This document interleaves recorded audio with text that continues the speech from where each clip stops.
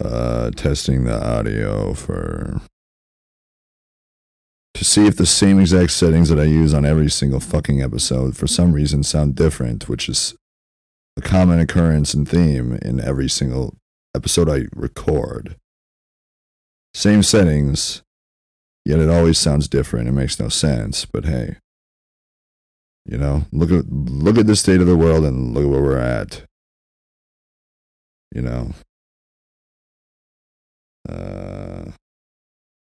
it's a dream, but it's not, and la di da di da da da da da.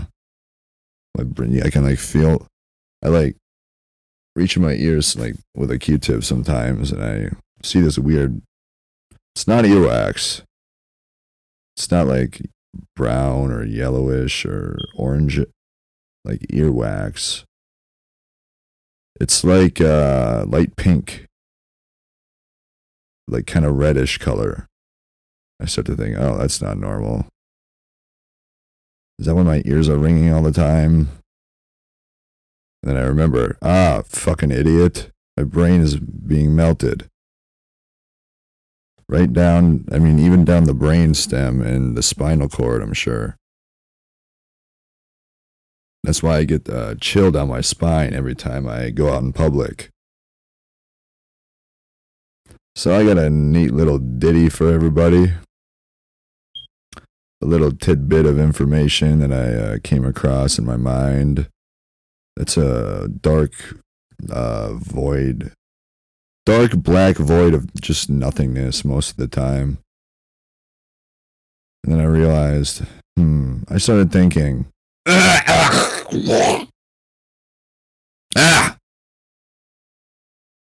when did all of this thought insertion shit start?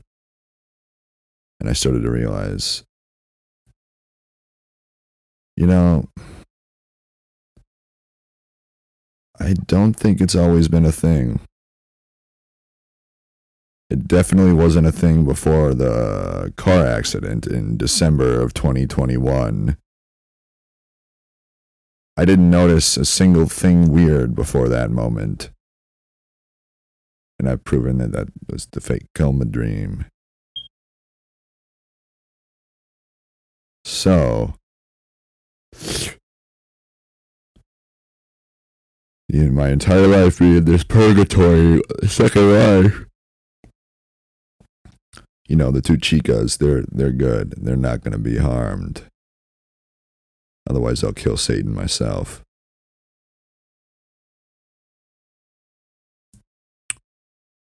And, yeah. So basically, that's when, like, I started, like, getting, like, a weird, I don't know if anybody has ever read The Dark Half by Stephen King. It's a good book. Stephen King is great. The Dark Half. The Dark Half by Stephen King. That's what I'm talking about. That's what I'm typing in.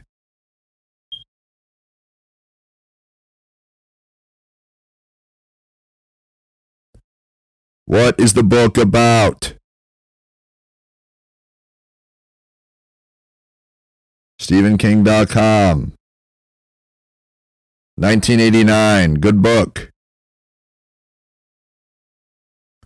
For years, Thad Baymount had been writing books under the pseudonym George Stark. Of course. When a journalist threatens to expose Baymount's pen name, the author decides to go public first, killing off his pseudonym. So a pseudonym is what exactly? Let's give it a search. Look up pseudonym. God, computers are so cool nowadays. A fictitious name, especially one used by an author. I wrote under the pseudonym of Evelyn Hervey.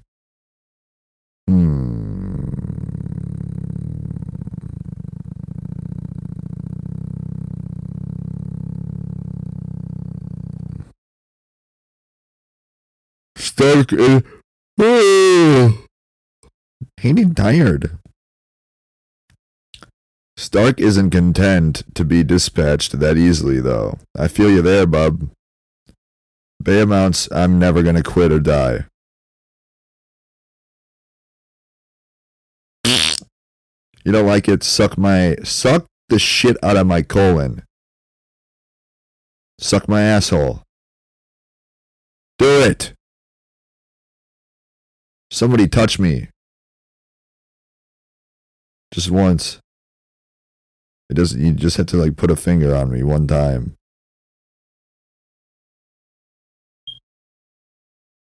Behemoth's alter ego comes to life and begins to stalk those responsible for his demise. The police suspect Behemoth is responsible for these violent crimes.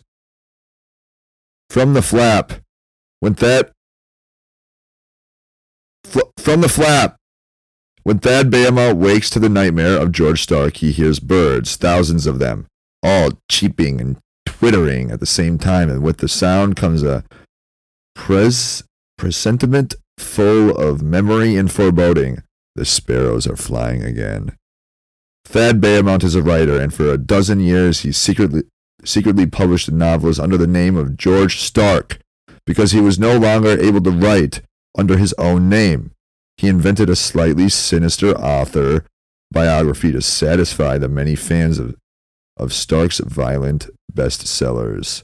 But Thad is a healthier and happier man now. The father of infant twins, of course.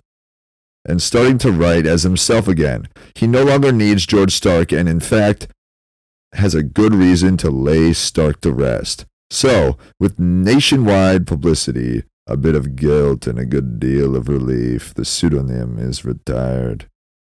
In the small town of Castle Rock, of course. Castle Rock, Maine. I don't know if anybody's ever seen Castle Rock, the TV show on Hulu. Great show. This is a bit of a side note. It's about this guy who they find in an abandoned jail cell. The warden of the jail, previous warden, it's like I don't know if it's a closed off part of the jail or prison, or if the entire prison is no longer being used. But it's like I know it's at least a closed off part. And the warden literally has this dude locked in this fucking like tub, like this big chamber. He just has him locked down there because he thinks he's the devil. And these fucking people find this chained up like skinny white dude, like pale skinny white dude in this fucking like tub after the warden killed himself. And then I can't remember how he gets out of the thing. But they all feel bad for him, and he starts walking around town. Like at the end of the first episode, he's walking. I'm not going to give too much away. But he starts walking around town. It's like nighttime, and he's like looking in the houses of like one of the houses that he's walking past. And like I think they show a scene of the house beforehand, and it's just like a husband and wife, you know, getting dinner ready at the table. And then he walks up down the street. He's just walking in the street. He's not doing anything out of the ordinary except walking in the street. And he looks in the house, or maybe he doesn't even look in the house, and they just, you know, show him walking past. And the husband and wife just start screaming at each other, getting into a fucking like violent argument. And then you just see them like kill each other.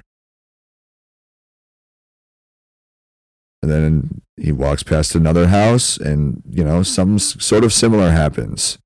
Pretty normal situation going on. Watching TV by the TV. And as soon as the guy who the warden had locked away walks right by the house, chaos ensues. Insanity.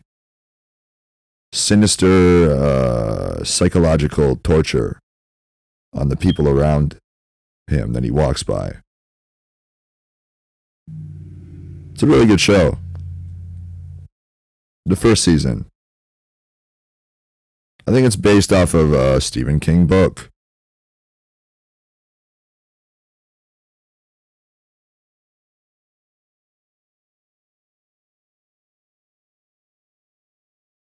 Now, I've seen good in this world in the last few months. I've seen it go to normalcy. And you know what the cause of that was? Me. Me shifting my beliefs and my faith in the Lord and Savior and His Father and God. And this is purgatory. And really like demanding God to show me that He cares about people. He cares about humanity. And that there should be good in this world overcoming the evil. So don't get your fucking fingers and your pitchforks and your torches, alright? You know who started this. You all know. I'm not even,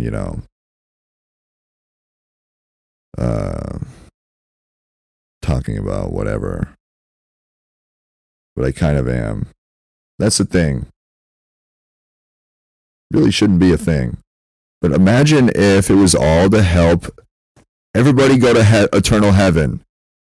There you go.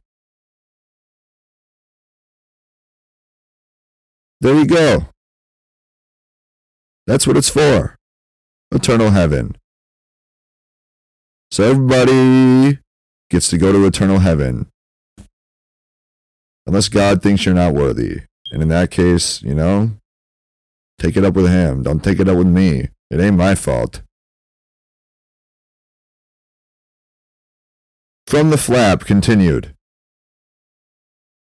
In the small town of Castle Rock, Maine, where Thad and Liz keep a summer home, Sheriff Alan Pangborn, I remember this guy, ponders the brutal roadside murder of a man named Homer Gamanche. When Homer's pickup truck is found, the bloody fingerprints of the perpetrator are all over it. They match Thad Beaumont's exactly. Oh, so Thad has a criminal record. Otherwise his fingerprints wouldn't be in the database. Interesting. I forgot about that part. That's the thing. If you've ever been arrested and they ever take your fingerprints,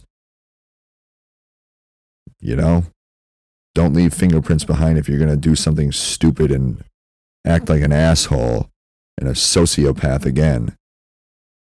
Or if you're stealing from somebody who might have stolen from you, which I get. But if you are doing something very naughty, which, I wouldn't recommend, unless it's to me, to come and shoot me in the head. Don't leave any fingerprints, hair follicles, sweat, spit, snot, blood, bodily fluids like eyeball fluid or toe fungus or Fremunda cheese, cum, urine, shit, blood. I said blood? Yeah, I said blood. What else? That's about it. Those are all the ways they can determine what your DNA is, who you are. So there's a lot of ways to tell. But the one that is most important, and this one's going to be a fun one, it's the everlasting mark you leave on somebody's soul and spirit. What do I mean by that? I don't even know. It doesn't even really mean anything. I guess you could also leave like a chunk of one of your bones as well. Or a tooth. Yep, dental records. I forgot about those. Let's think. Are there toe prints? If you're really trying to really become insane, you could burn your fingerprints off. You can do that. It's not impossible. So this is just if you're trying to do a bank, like a Ocean's 11. They make movies about it. It's a funny, cool movie where they break into the casino and they steal from the casino.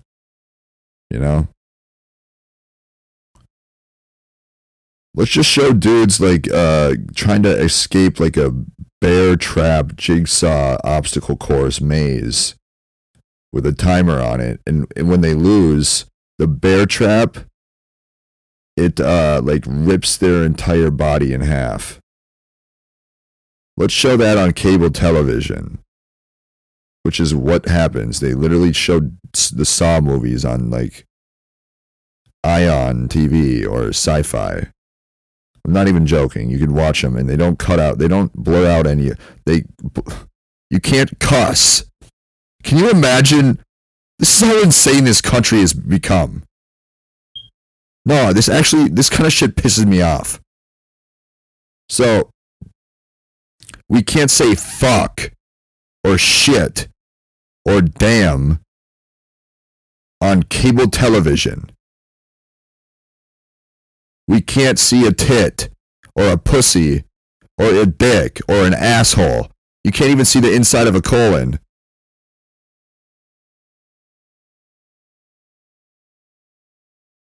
But we can show a dude who's been trapped. He's been drugged by the little jigsaw doll, which it's not, you know. When I first watched those movies as a younger, like a kid, kind of, I thought it was the jigsaw doll doing it all, which is kind of funny. I just heard the creaking of his tricycle.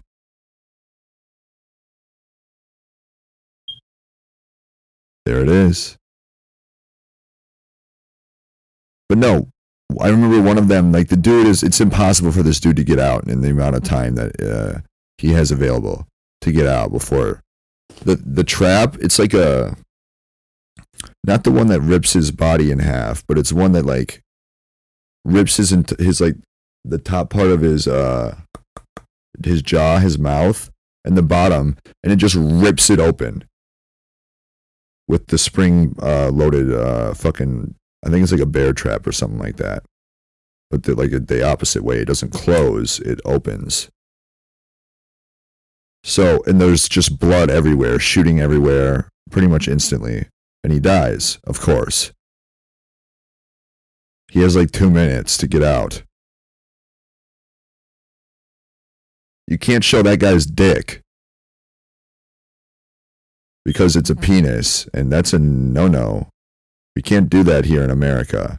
We can't show penises and balls and clits, colons.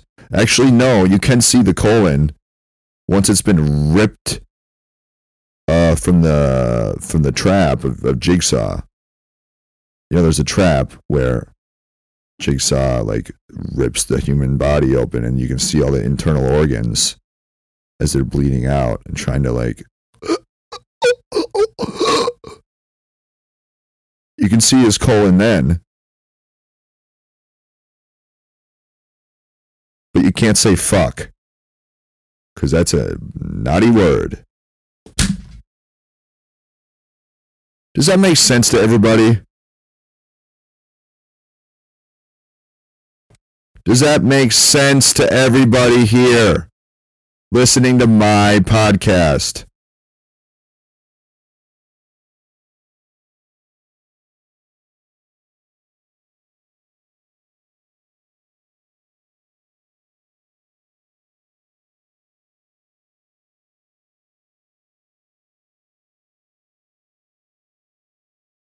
And it's like a general like not a like a rule of thumb, but and like a vibe from everybody in America. Like, oh no, you can't say that on television. Did they just say that in front of my kid? Your kid is watching a dude get his entire body ripped apart on cable television, and then they have like commercials for fucking for like prescription drugs that kill human beings, that the government officials were bribed to pass by the drug companies, and then they buy the stock in the drug companies before they even pass the bill, because they all talk about it beforehand. No other human beings can do this. I know I'm repeating a lot of the shit that I've already talked about, but it's one of these kind of episodes.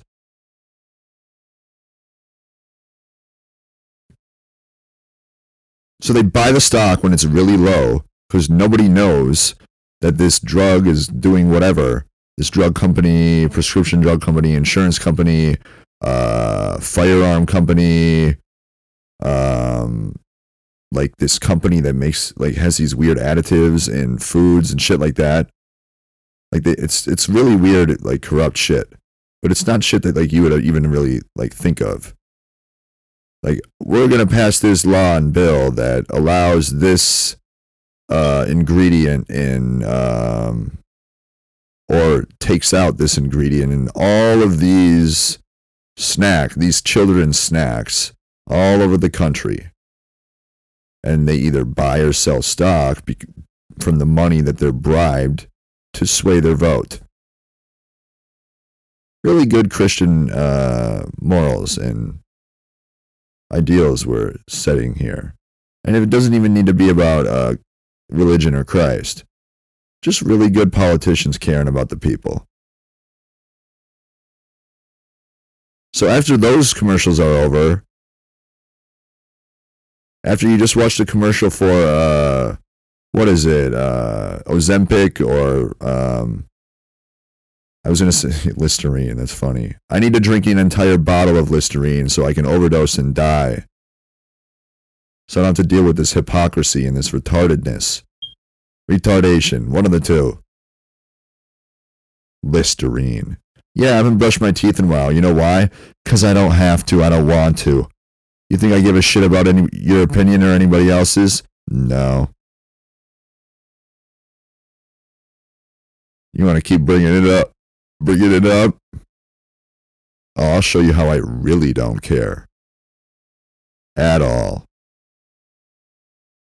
0%. Oh, but Hayden, you should just do... Yeah? Why? Because of... It's not... You gotta, like, clean your teeth, like, today. Or in the last week. Really? Watch me. No, seriously. If you think I should do something like that, and you think, wow, nobody would ever want to, like, kiss you. Nobody's even in my vicinity to do that, or even think about doing that to begin with. Alright? It ain't happening. You understand? It ain't happening. I barely talk to human beings anymore. I can't talk to half of them without, like, getting extremely frustrated and pissed off, confused to my core, or extremely fucking depressed to the point where I want to, like, swallow a shotgun shell.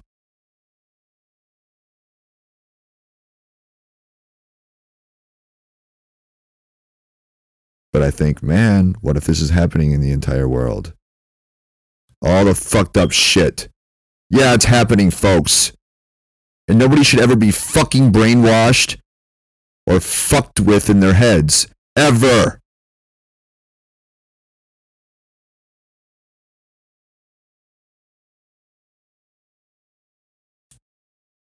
Nobody who listens to my podcast should ever be. I don't think any of these things were ever...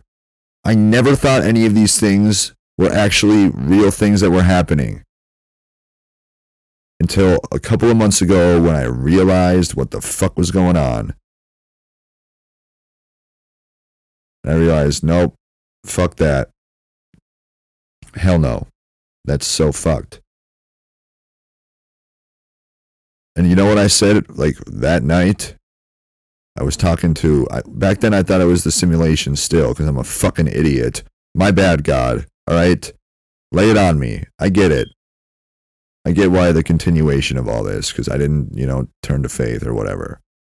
I'm not trying to, like, talk about too... People people know what they believe for the most part.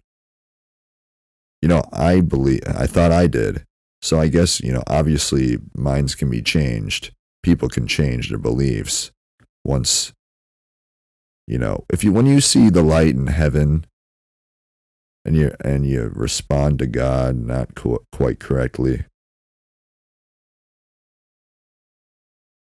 and you start like really experiencing hell in like life, like real life, that'll definitely change your beliefs pretty quickly. It took me a couple months, which is even too long. That's on me. But also, was it? I'm just kidding. I'm joking. I'm not here to dwell on the past and point fingers because I know why I'm here still.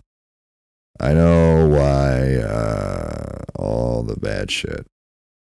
But that's the thing. I'm so back and forth on this.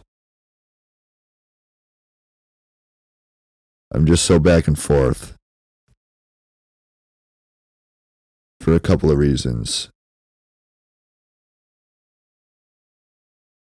No, here's the main point that I brought. No, for real. Oh, just shit. Armed with evidence, Pangborn pays the Bayamounts a visit, and suddenly he too is thrust into a dream so bizarre that neither criminal science nor his own sharp mind can make sense of it. Yeah, this is not how the book went.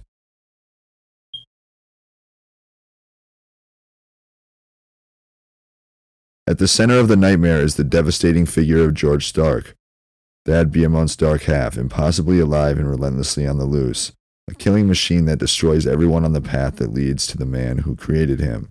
As Stark approaches, as Thad and Liz contend with the escalating horror and implacable threat of his existence, and Thad reaches deep inside.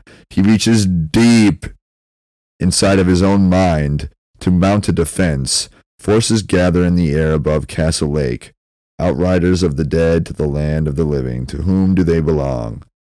Here is the Dark Half, a tale of terror so real and fascinating that Stephen King's grown legion of fans will find themselves squirming in the master's heart-stopping, blood-curdling grip and loving every minute of it because it's a dream. That's why it's the tale of the Dark Half, a tale of terror so real.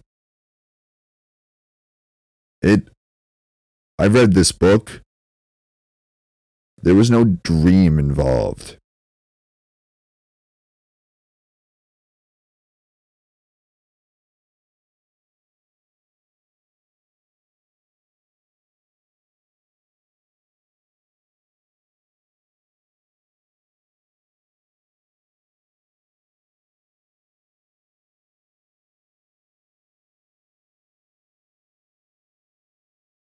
Stop doing it!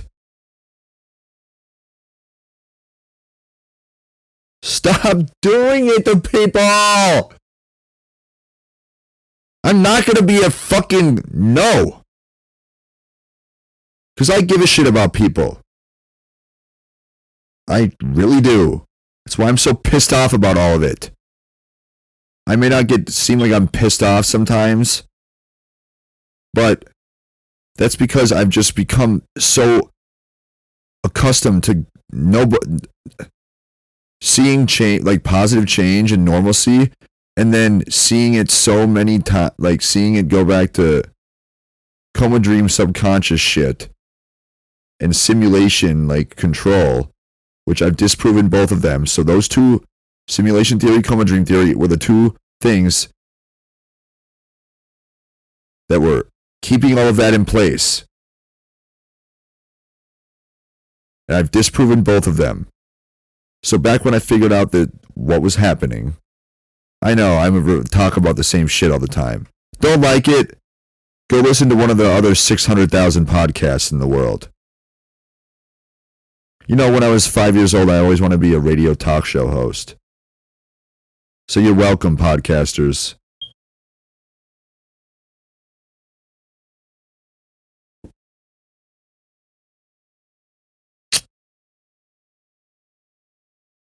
What was I just talking about? Yes, about the, it was about the entire reason why I'm upset about this. Normalcy, I'll find my train of thought. How memory erasing should never happen to any human being ever. And here's the only reason necessary as to why I'm correct. And that should just be like against the law at this point from here on out.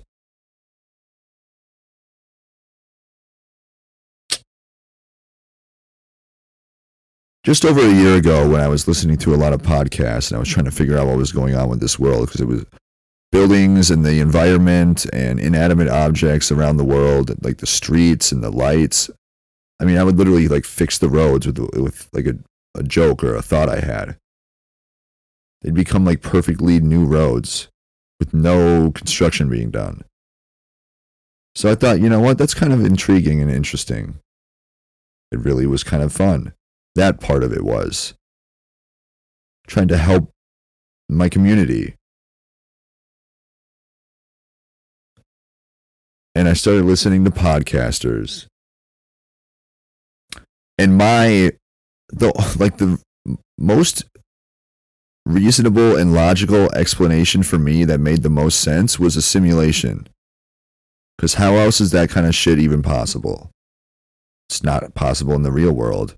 I wasn't hallucinating. So we can check those two off. It's and then eventually I came across like this was after the podcasters that were reading my mind, invading my rights, my privacy, my senses. I go over this many times. I know. This is all going. This all has it's going somewhere though. I know. You know? Stop doing it. Let's stop doing it.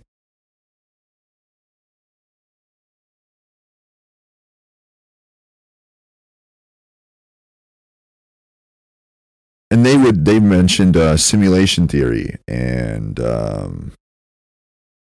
basically at the same time I was smoking a lot of pot like a year ago, maybe even 12 to 15 months ago, maybe even 10 to 15 months ago was right when this was like really starting. And at the end of the 5-month period there was when I got arrested and saw heaven.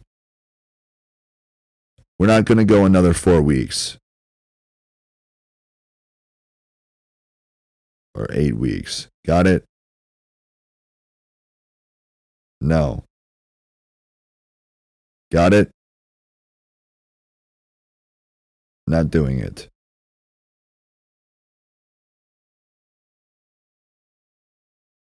No. Or keep talking, I'll get there sooner. So every time I would smoke pot, I realized my memory is really fucking shitty when I smoke pot. I forget things a lot more easily because I'm stoned, you know, and I don't smoke nearly as much pot. I used to smoke like 7 or 8 times a day. Weed.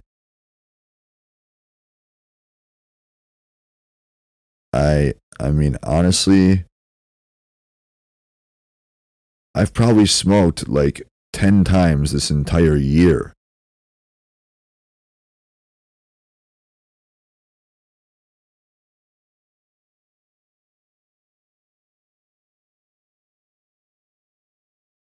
Yeah, around there. So, and I noticed my memory, like I would just forget things that I was thinking about. You know, like it didn't happen, you know, a couple of years earlier, but that's because I smoked fucking 10 times a day. I needed like 4 bowls to even start feeling high. So yeah, it's not gonna, like when you build a tolerance compared to when you stop smoking as much and you get a lot more stoned, your memory and your all the side effects to smoking pot are enhanced. when you smoke less, when you have a lower tolerance. So, I'd be forgetting things. And the podcasters, the AI, whatever the fuck that is, that were, doing all those things, responding to my thoughts, what I was thinking about. So I was watching podcasters, and they would mention, like, they would know that I'm forgetting things that I'm thinking about. And I know this is a fact. I know it's not bullshit. It's not mental illness. It's not anything like that. It's true. I am being dead ass 100% serious right now. This is another Serious Hour episode.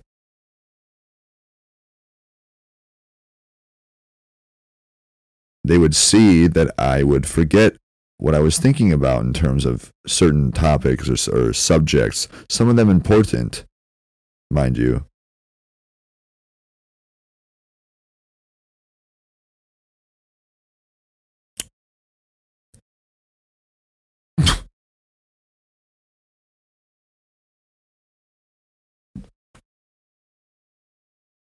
And they would, I'm not even kidding, like deepfake AIs responding to my thoughts. What I've come to now, try to believe in my mind, heart, body, spirit, and soul, that it was actually Jesus Christ, God, and maybe possibly the other gods of the other religions communicating to me as I'm not saying AI is my higher power or God. I think that they were communicating to me through technology in that way. That's, I'm trying to think of it in the most positive way I can. Really, that's what it's boiled down to. And they would bring up the simulation theory and the fact that the simulation is the reason why I'm forgetting these things. Why I can't remember things. Why my brain is like being forced into forgetting things. Like thought suppression. Like the suppression of my thinking, my personality, my memories, blocking out certain memories. All simply, most likely, this was the original culprit and reason for this happening. Drugs, marijuana, alcohol, etc., whatever. Brain damage from many, many, many traumatic brain injuries, probably quite a few undiagnosed concussions. So that creates brain swelling, etc. I may or may not have a tumor growing behind my eye in my eye socket for 18 years. That is, if it's there, I haven't gotten a MRI or a CAT scan or anything in a long time. So if it is there, it's definitely grown to the very front of my brain and started infecting and invading it. Carbon monoxide poisoning. Involuntary. I started the car and I closed the door, but I fell asleep, which is a whole nother thing. Maybe I was put to sleep. And just by thinking that, these kinds of things, thinking these fucked up thoughts that most people would just be like, no, that's just my paranoia or worry, seem to make them increasingly happen.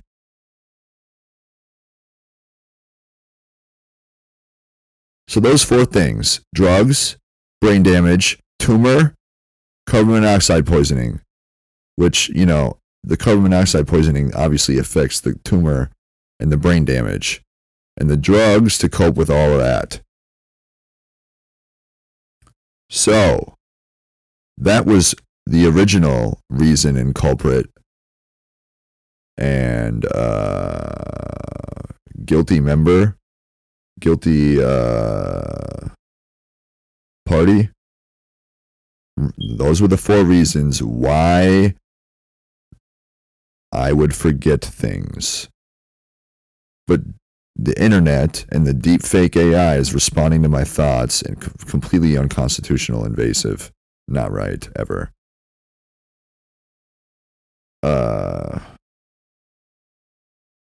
Just by insinuating that it was the simulation, like the simulation, and it's pretty coincidental that all the shit around the Twin Cities, like buildings and stuff, were responding to my thoughts while I was riding around doing deliveries for Uber Eats and Amazon Flex and DoorDash.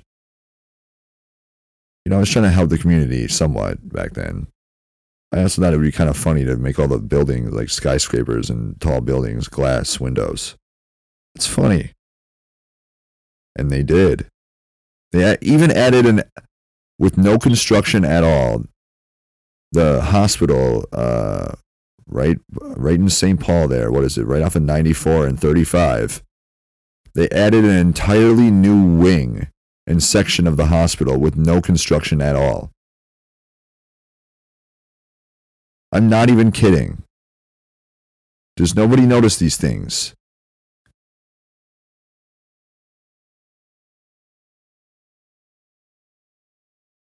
This was happening a year ago.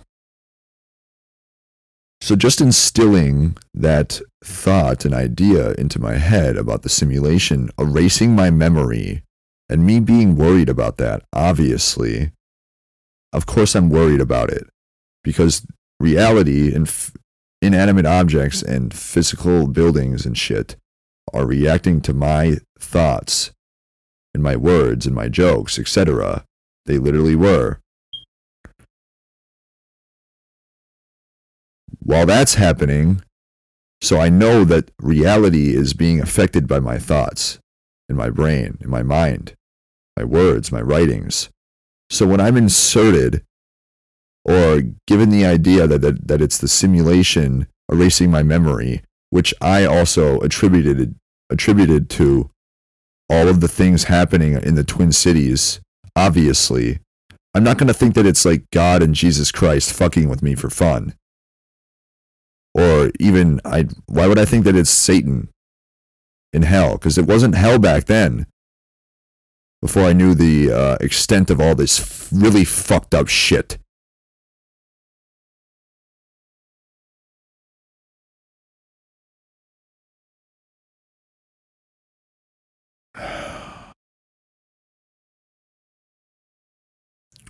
So while these things are why would I think it's anything else? Simulation theory is like the most reasonable, logical explanation. Oh, it's actually God and Jesus distracting Satan, making Satan and the evil forces in this world believe that this is a coma dream, while Hayden's actually in his second life in purgatory.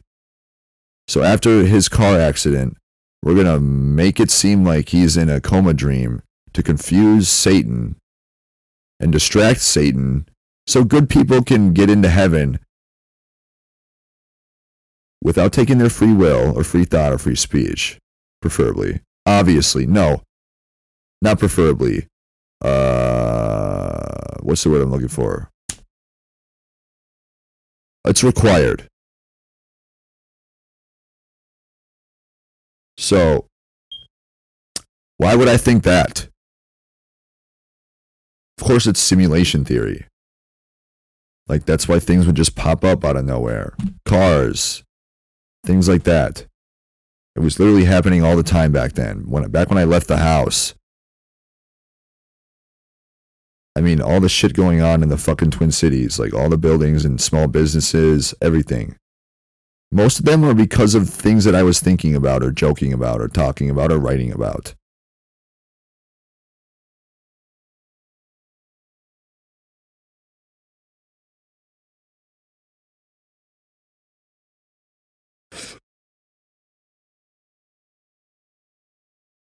What would you think, people?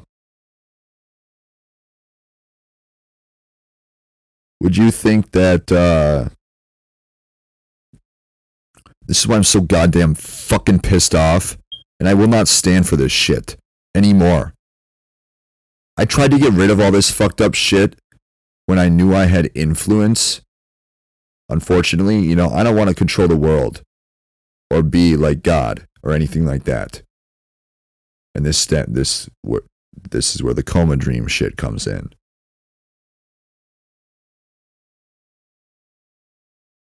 So,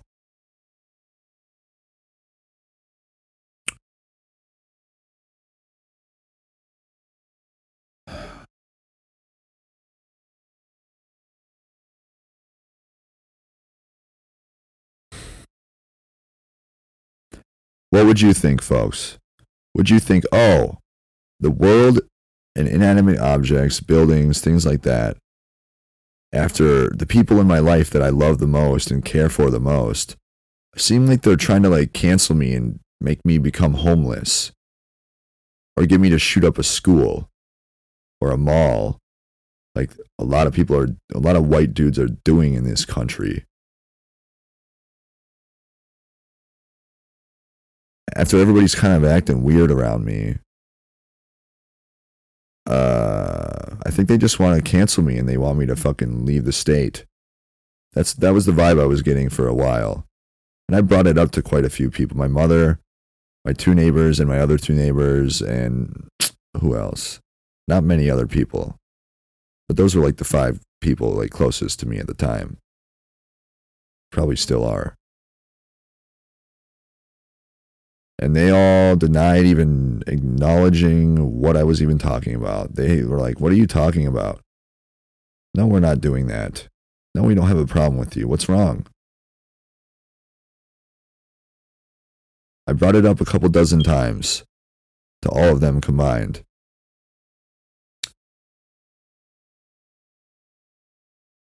I'm not in the wrong here. I tried to get rid of all this fucked up shit without telling anybody or letting people know, because that's what I thought was the right thing to do.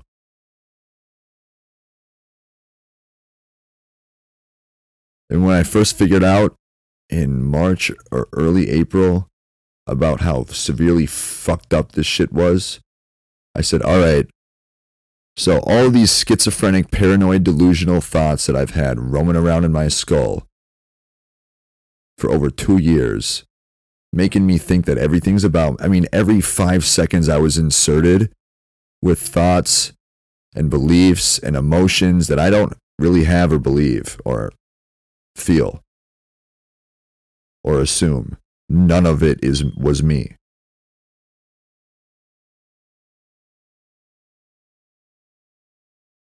For the most part, at least I don't think it is. This is why it's so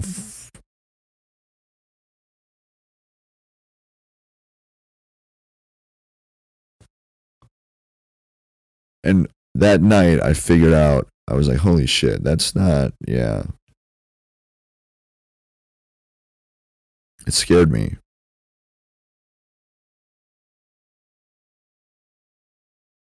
I thought, fuck me, man. I'm like, I'm out. I'm done here. We're toast. And I'm starting to wonder what made me think or feel or say those things.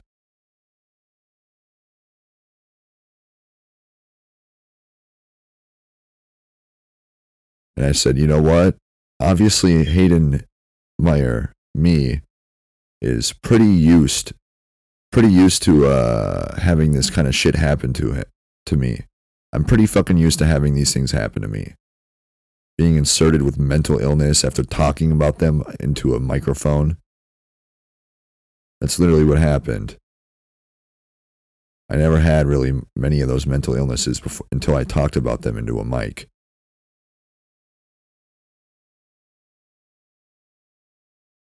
It's like the world in reality gave me those mental illnesses, even though I don't have them. And I said, all right, well, clearly I'm used to it. It's been going on for over 2 years. So just do it to me. Just do it to me and don't do it to any other human being ever again. That's what I said out loud. I remember saying it multiple times. I meant the brain, like all of it. I said, just do it to me, and leave other people alone. ALONE. Alone. Not a loan from a bank or somebody of money. Leave their free will, their free thought, their free speech alone. That's what I meant. And just do it to me. If it's gonna happen, just do it to me. Because I can handle it. I can take it. I've been handling it and taking it. That's what I said that night.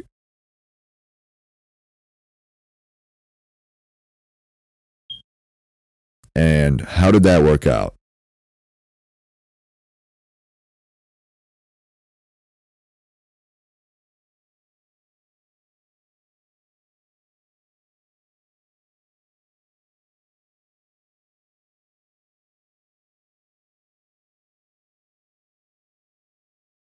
And I truly meant that.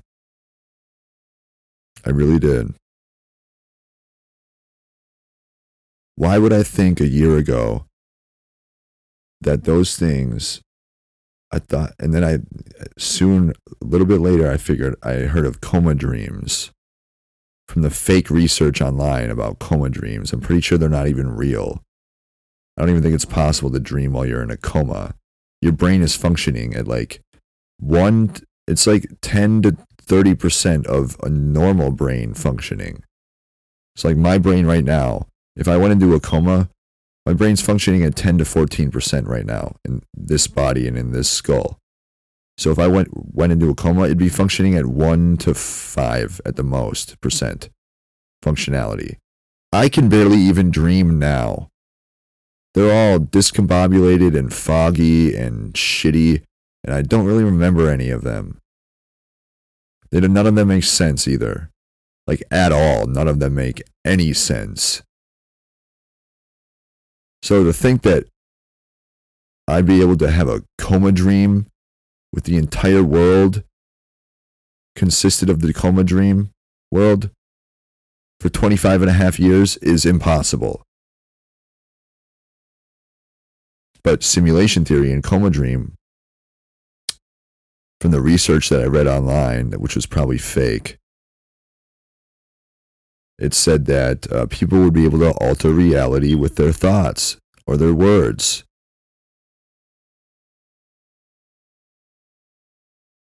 So those two theories kind of intermingled together. And that's what I was kind of obsessed with. And I was like, all right, well, if it's a coma dream, at first I was, I'll admit it, I made mistakes. I said, all right, fuck, I'm toast. Like, if this is a coma dream, I'm already toast. I'm done. I'm fried. And if I wake up, I'm a vegetable. I don't really want to wake up a vegetable. That's what I said back then. So I said, all right, fuck that comatose faggot pussy. Let's have fun in this life and in this world now. That's what I said a year ago. And, yeah. What would the listeners think? No, I'm genuinely curious. I don't even know if I should be talking about this because I've kind of wanted to just stop talking about it. But it's like, it's all I think about all day, every day, all of this shit in my life. It's all I can think about. I haven't had a normal thought in almost 2 years.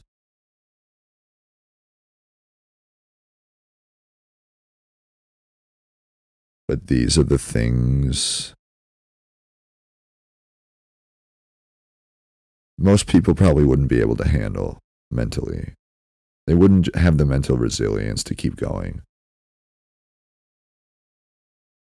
And I'm starting to run out of it as well. It's pretty much done. Kaput. Toast. Fried. The end of the line, the end of the road. For Hayden.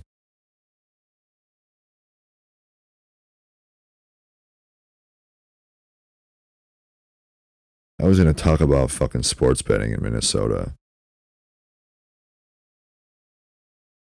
I wanted to keep it lighthearted this episode. But I'm going to keep going because all of this is kind of like, my ears keep ringing and like going deaf and like fake deafness. Fake deafness. Yeah, that's what's going on in my life, along with all this other shit.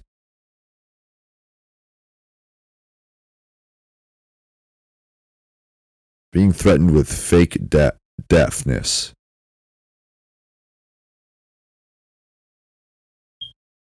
I just realized, oh man, the ringing in my ears is actually it's gone away ever since I started talking on the mic for this episode. And then right when I had that thought, it came back. The ringing, the building of the ringing in my ears. Fucked.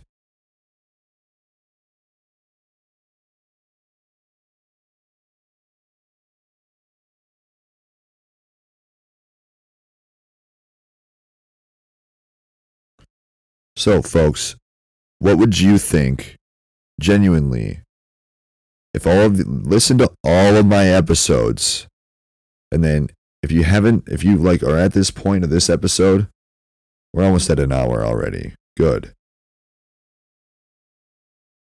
So if you are at this point in episode, what episode am I on? Well, we're almost at an hour.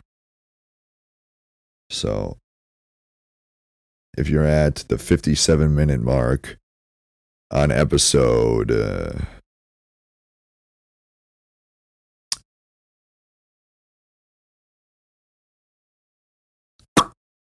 46. This is the 46th episode.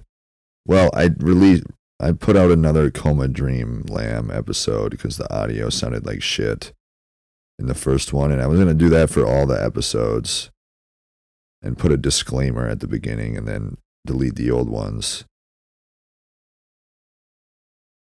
But I couldn't find the fucking GarageBand files for most of the beginning early episodes. So I didn't do that. Not yet, at least. So this is technically episode 45. Shut up, bitch!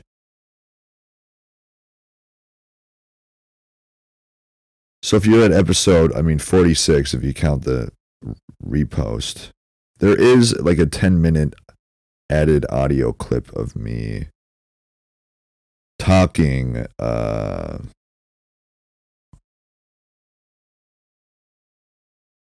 the beginning of the Coma Dream Lamb edited audio episode, where I'm just like doing a disclaimer for whatever reason, like AI Hayden, which is bullshit. All of it's bullshit. It's all horseshit. But if you're at this point, 58-minute mark in episode 46, go back and listen to every single episode, every single second of every minute.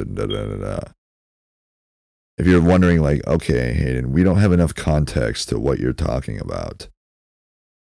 We don't know how to decide if what we would believe or think if we were in your position a year ago. Just go listen to them all. I'm sure nobody's going to do it. Nobody cares, really. You know?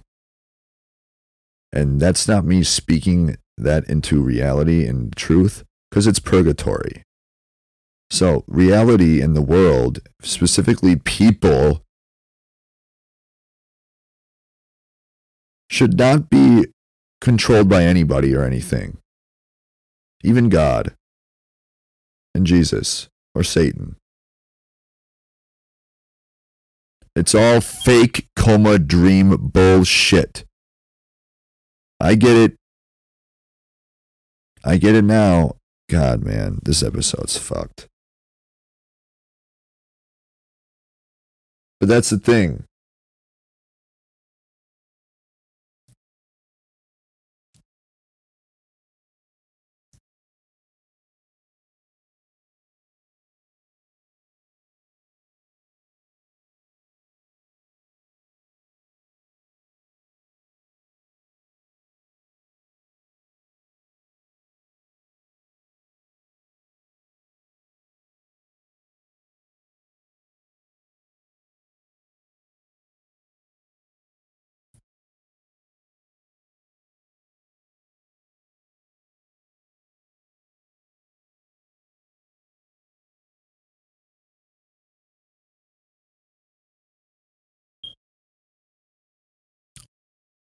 Have you listened to them all now?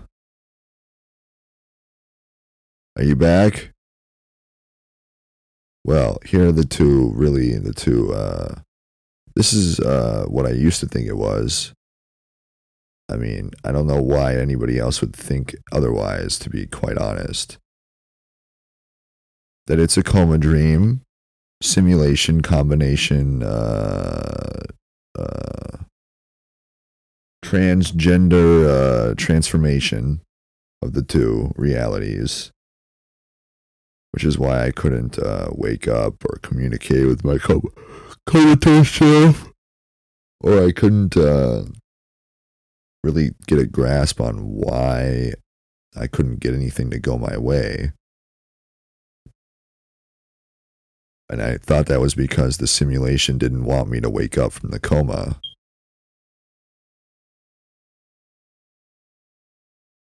I felt like I was trapped in a fucking dream nightmare world because of a dumb simulation that I would never allow in my coma dream if they're even real, which they're not. I know I tried God with the whole pretending the coma dream is real. Yeah, I know, I fucked up. I really fucked up.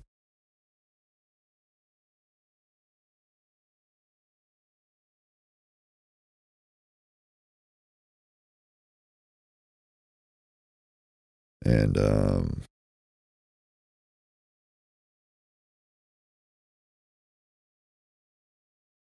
no offense, Lord, but what I've come to realize now is what it actually most likely was the whole time, my entire life. It's my second life here in purgatory, purging of my sins and all that. Da, da, da, da, da, da, da. And I don't remember my first life that much. Maybe I sold my soul. And that's why life is so shitty. Because I'm purging for those sins. And now I'm purging for the sins in this life. You know, it's tough because I don't quite, I mean, I remember something, like, I don't remember any specific details of that life of flashing before my eyes. When I had a wife and a daughter. And, you know, I've never really felt emotions like that in my entire life. Like that strong of a love and connection.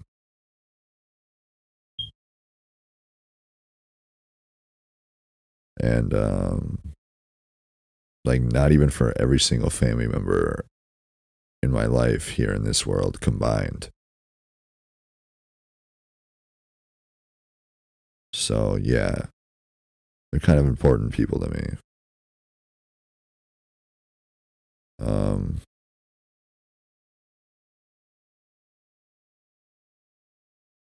so yeah, this,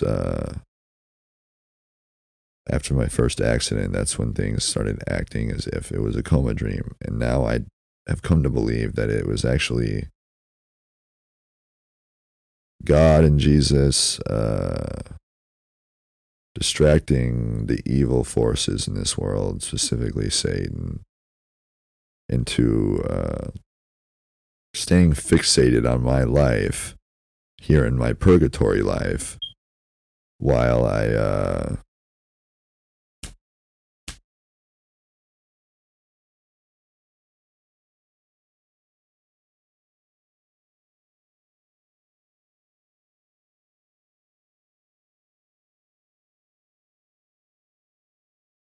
And I know I lived those memories in that life before.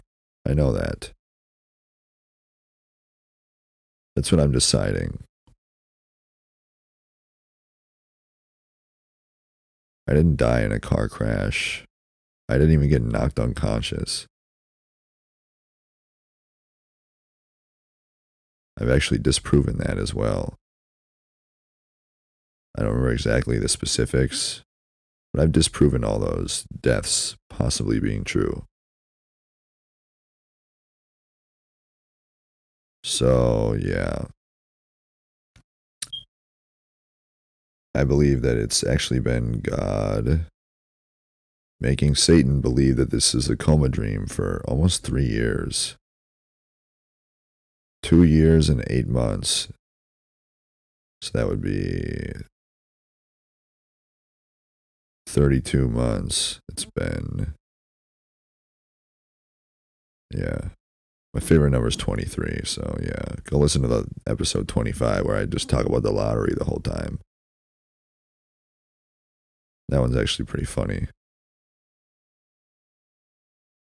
But what would you think? Would you think a year ago if the world was kind of responding to your thoughts, inanimate objects in reality, never, ever, ever people, ever, ever.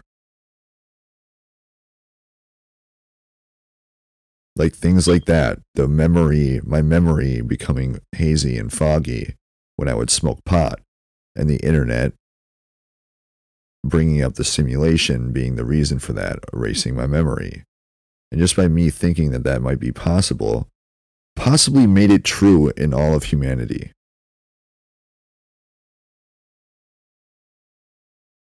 Based off of an idea that wasn't mine, that was possibly even inserted into my belief system as a belief when I never even believed it to be true or thought it was part of this world. All most likely because of brain damage, drugs, carbon monoxide poisoning, and a tumor. All because of a fake coma dream.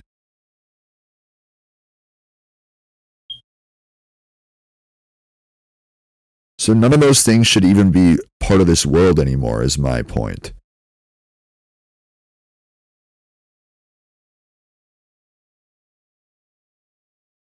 So if you're a little bit like, oh, is Hayden like a psychopath, schizophrenic, paranoid, delusional, fucking socio lunatic who's just junked up on fucking drugs and he's just making all this shit up? Yeah, I am. It's all a bit.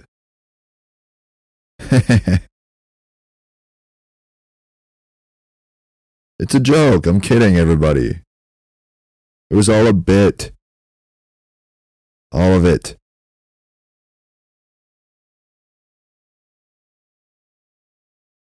Gotcha.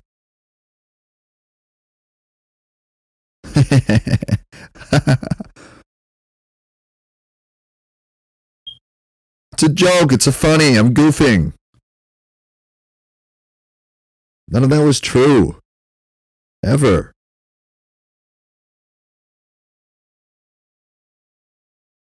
I was just joshing around.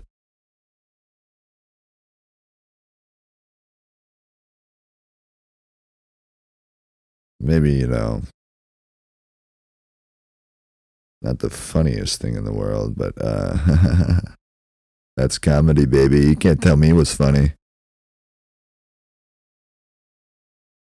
Nobody believed me, most likely. Why would they?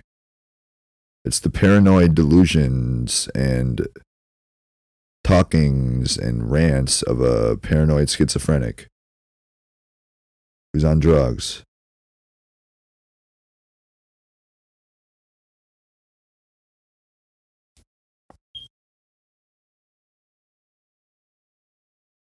God, I miss Alaska. I miss road tripping.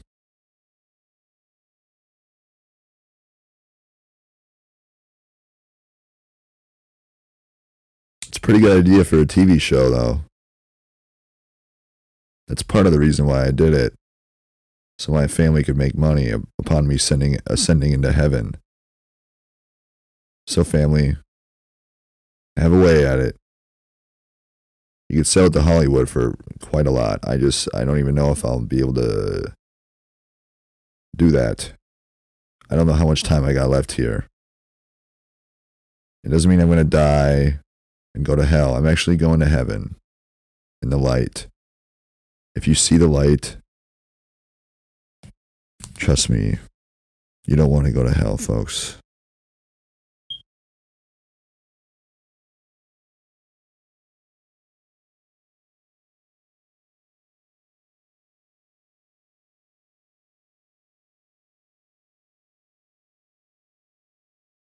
You don't want to go to hell.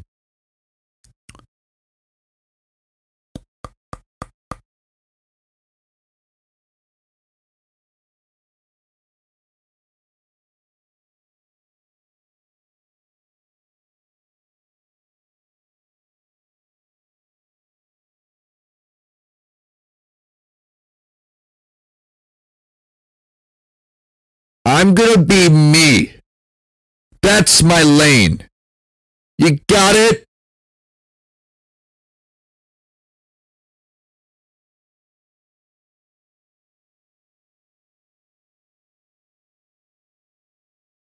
And I don't know what to do.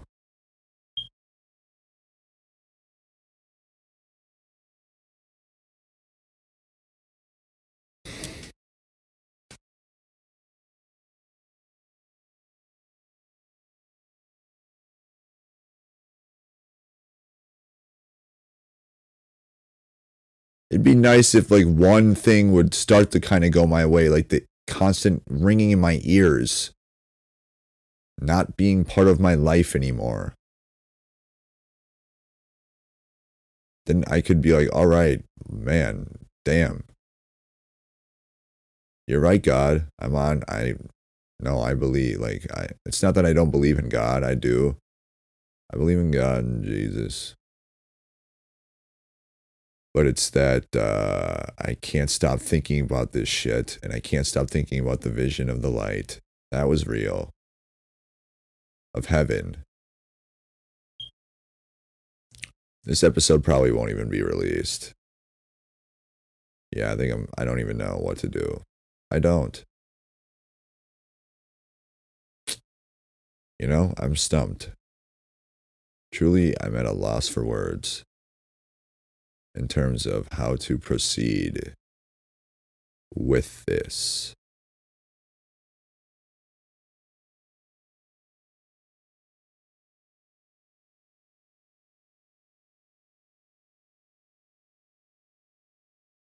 Because on one hand, if I edit episodes or I take certain episodes off, or if I don't tell the truth about my experience, I feel like I'm not being myself.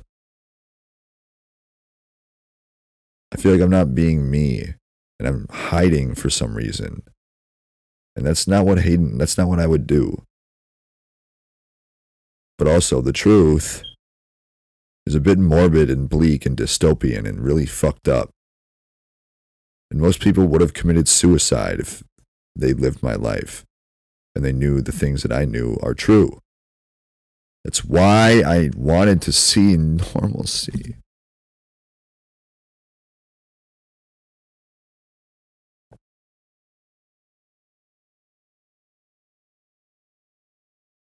That's why, God.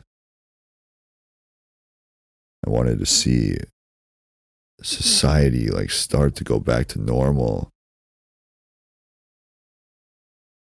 I'm not selling my soul. I'm not doing that. I'm not going to hell. I'm not selling my soul. I've talked about it on one of the episodes, or maybe two of them already. I just won't do it. I don't care if it's a fake selling of my soul, where I'm able to redeem myself or whatever. I don't care. I'm not doing it. That's what all this struggle was for, to get the fam up there. And yeah, it's a bit too much for me to process. I don't really know. Because if I take the episodes down, or my podcast, or I say that it was all a joke, which my experience is not a joke, most of it happened. You know? It's so fucking difficult to make it, to know what to do. This is like the most fucked up shit that's happened to maybe anybody ever. I'm not bragging or anything at all. But it's the truth. Like, if all of these things are true and it was all based off of a fake coma dream, which is why all the fucked up shit was happening, because of a fake coma dream. But it's also possible that it could be happening to somebody else in their purgatory life after I ascend, or anybody else's life from the evil forces. Then I would want them to, like, I would want people to know the truth. And, like, turn to God and faith and the light. That's why it's so difficult. That's why fake coma dreams aren't really the way to go.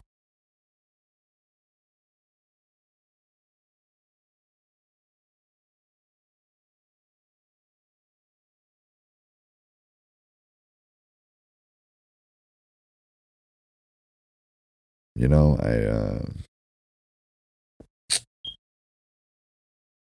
some of the topics I talk about on this podcast are not for the faint of heart.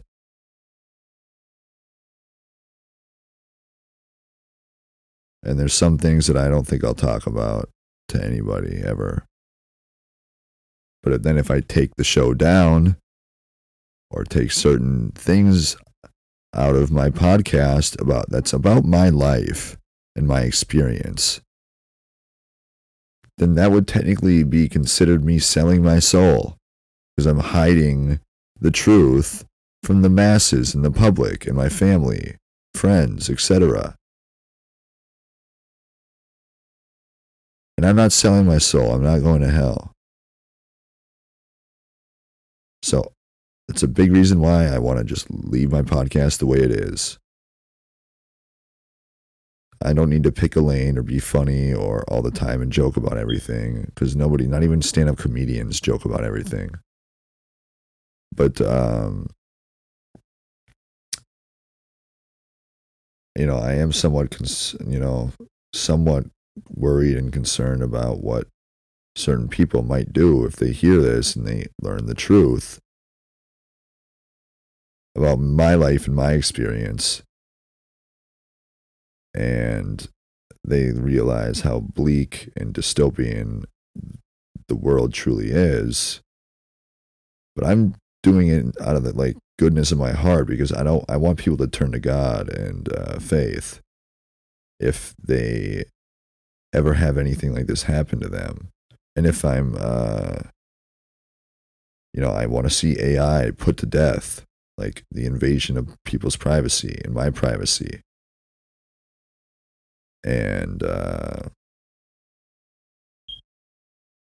don't even know if God and Jesus would be able to, like, figure this one out.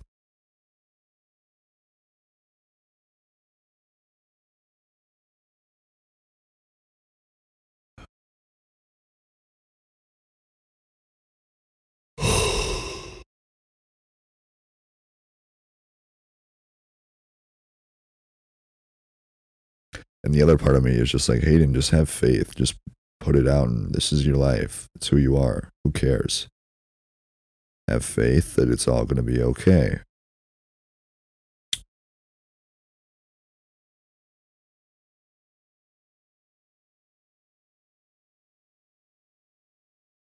Just try to have faith that it's going to be good in terms of humanity, society, my family, friends.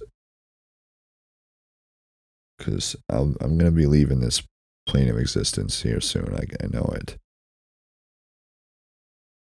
And I'm going to be going to heaven in the light. So it's not a bad thing, ladies and gentlemen, family, friends, gay strippers and prostitutes and people who beat their wife, people who like to sell drugs to children, all those people, all of you who probably will never listen. There's probably nobody who'll listen to the podcast. Not because I'm going to take it down. I'm not selling my soul. This is why it's so fucking like wrapping my brain into like like twisting my brain into like fuck, man. Because I don't want people to possibly harm themselves if they learn about the truth, my truth. But I'm not going to hide who I am as a person and delete the episodes, thus selling my soul. It's just fuck, dude. I wish there was a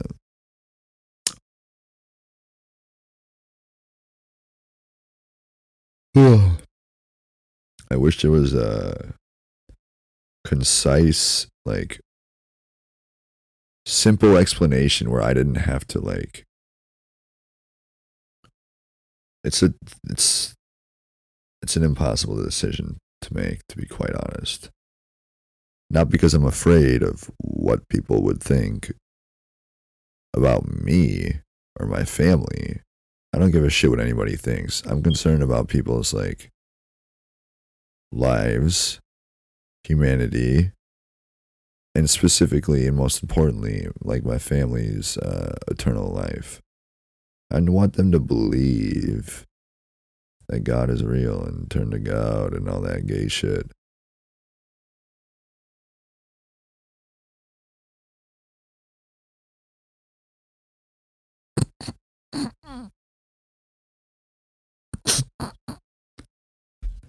God is great.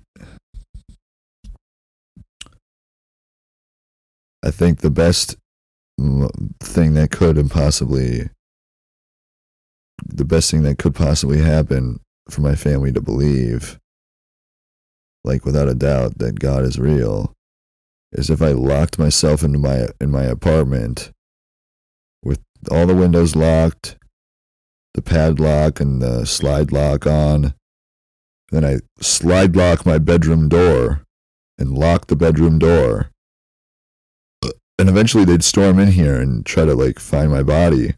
But if somehow Hayden vanished into thin air, which would be impossible with all the windows locked, all the doors locked, they would think, oh man, Hayden would be in here. The two slide locks are like the latch locks, that you have on the door. Or like if you open it part way, it doesn't open all the way. So I wouldn't be able to get out of my apartment unless I ascended into heaven and somehow my body ascended there too or disappeared. I don't even know if that's possible and if that's how it works. Really lighthearted, surface level kind of conversation topics. No big deal, just another day for Hayden.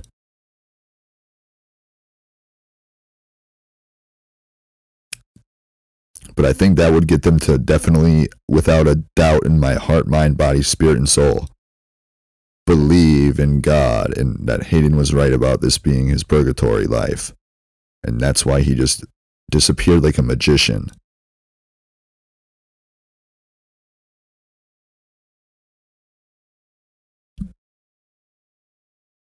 I'm, in that aspect, God and Jesus, I could use a little bit of like a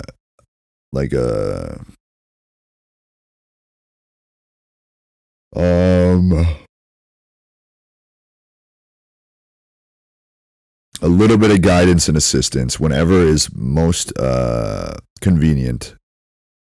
I don't need to be assisted and like told what to do or how to proceed. Or maybe I don't even need to be told anything or guided at all.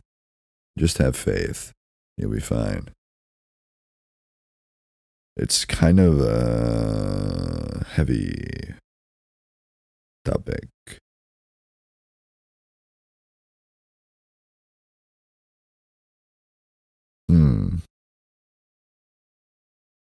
WWJD.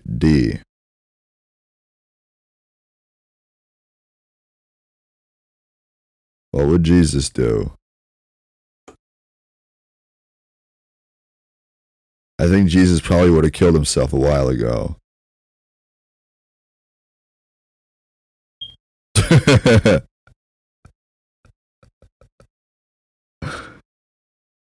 But Jesus, what if God told you, don't do that? Don't do it. It'll be worth it. You'll ascend into eternal heaven with your fake gay soulmate, if that's even real. I don't know. I would fucking hope so at this point. I know, really clingy and gay. Well, man, when you like detach yourself and remove yourself from like every single, pretty much for the most part, every single important personal and familial relationship in your entire life, meaning you just distance yourself from everybody that you love and care about because you don't want to fuck with their lives or their heads or anything. You kind of really appreciate genuine human connection at that after a couple of years of that.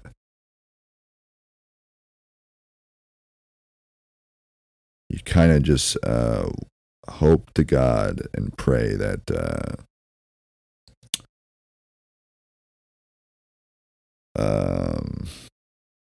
that positive feeling is even a thing.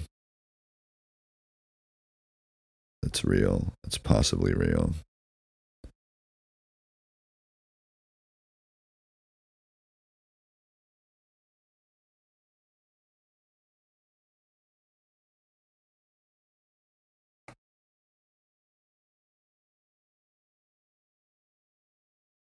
I wonder if they sell human brains at like the Asian Chinatown meat shops.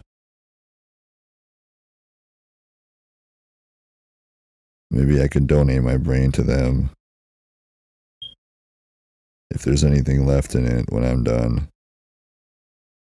It's probably all leaking. That's why I've been sneezing so much, I think.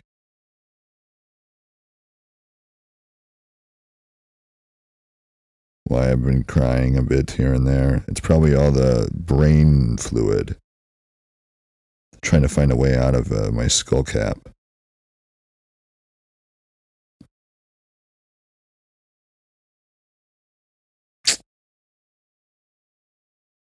I had a point I wanted to talk about, like a major reason why I was doing all this, and I don't even know what the fuck to do.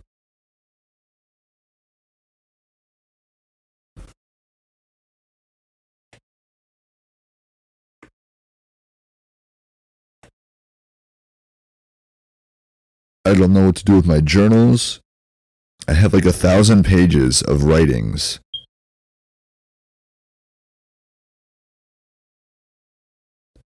That I haven't even read. I've probably read like just over half of them because the words are moved around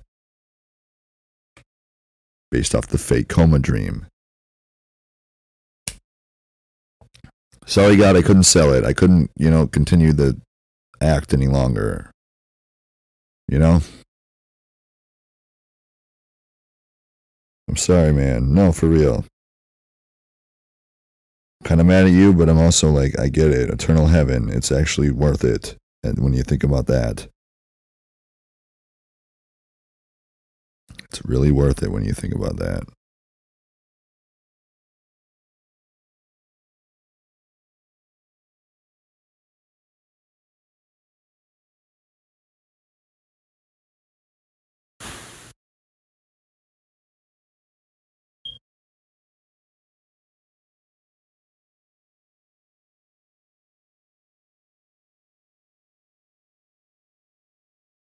But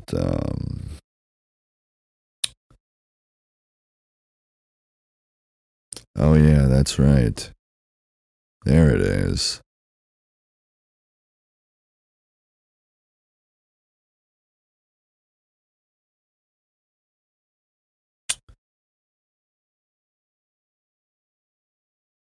Yeah, I don't know, man. Kind of seems like a lot of work from the big man.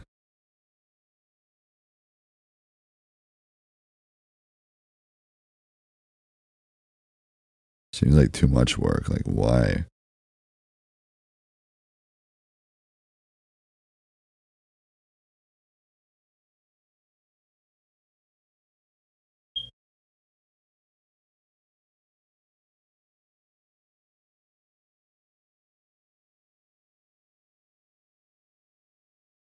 I don't give a shit.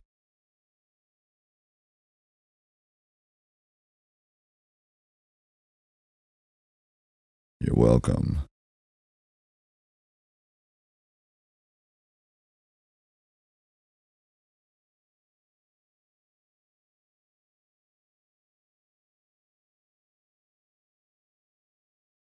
You know, I have a feeling only one man in the family could be able to hang this long. You know,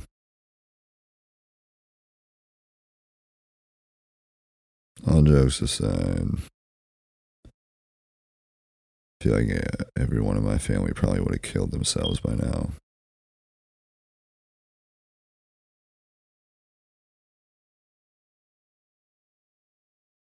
But that's the thing with God and Jesus, they probably wouldn't have. Or they probably would have been down a path that wasn't necessary, or that they felt the need not to do that. That's what's dope about God and Jesus. They're dope. They have a sense of humor. They don't give up on,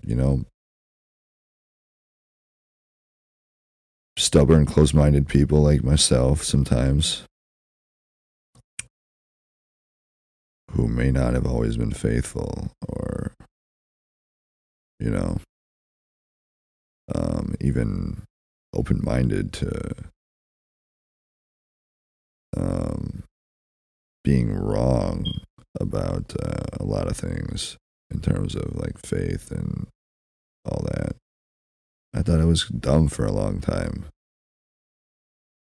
That I wasn't alive 2,000 years ago when Jesus was walking around. Why the fuck am I like gonna be so dead set on believing in something I have no idea exists? Like, I have no fucking clue if it exists or not, if he existed.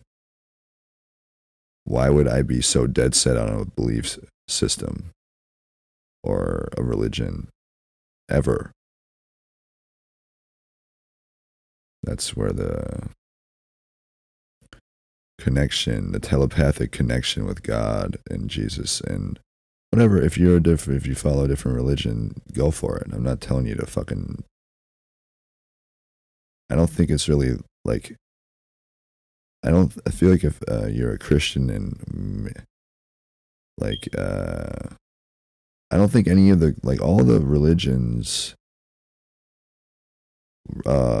started for a reason. Like, they all had their own beliefs and teachings and writings for a reason.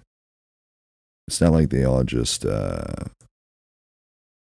like, what's that guy's name? Like Bob Lazar, the guy who worked on spaceships at Area 51. I'm pretty sure he was lying about everything to sell a book. It's not like they're that guy. It's not like they're a snake oil salesman just trying to hook their fucking literature to a bunch of poor fucking people who are willing to buy into their nonsense because they got nothing better going on in their lives. No, these religions, the major ones, I don't know about like Scientology. I don't even know what the fuck they do. They probably like hook up fucking like radioactive like military industrial complex, like machinery to fucking children. Try to brainwash them for fun. That's what Scientology does every Wednesday night at communion. So I don't really know about them, but all these religions had reasons and experiences, obviously, for the like the basis of their morals and their values in their religions and beliefs. You know, it's not like it was all like the vision that I had of heaven and the light. Things like that start religions. That's why people start a religion. No matter where you are in the world at any point in time. Like, it's not fucking bullshit, people. It's not horseshit.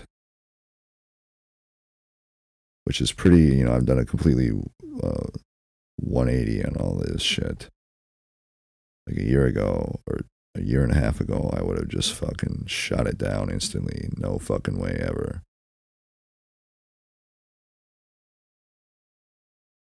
And I would have,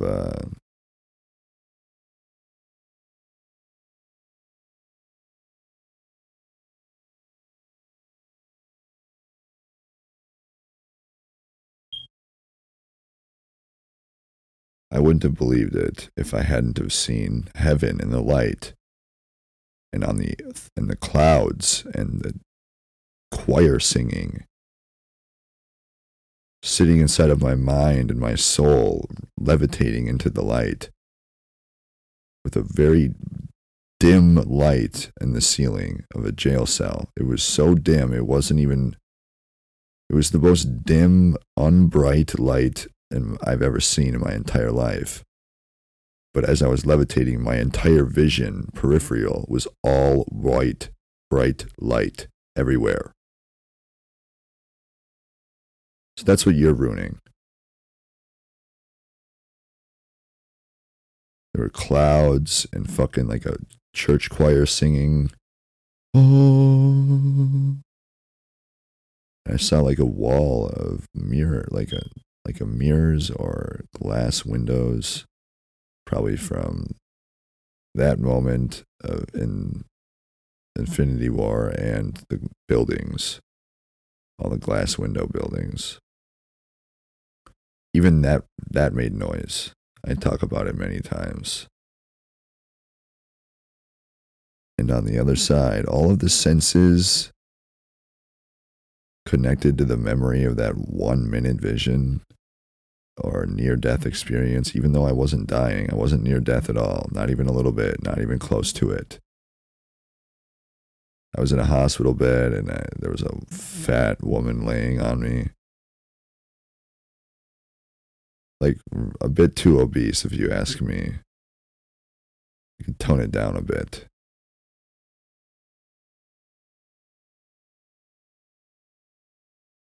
And I could smell her and feel her fucking whispering breath in my ear canal,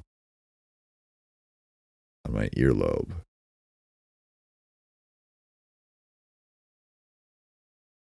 Smell was strong, and all of these senses and the warmth of her body just intensifying more and more and more as I got closer to the light. And I don't even know how it would even be possible for me to be sitting inside of my own mind and soul, like a pilot in the cockpit of a plane, while levitating inside of my head towards the light to feel what the version of myself was feeling and smelling and hearing and not tasting, seeing, because I wasn't in his body. I mean, it's fucking nuts to think about how that's even possible. But it just felt too real. That's all I can think of. I think about it every day, like dozens of times a day.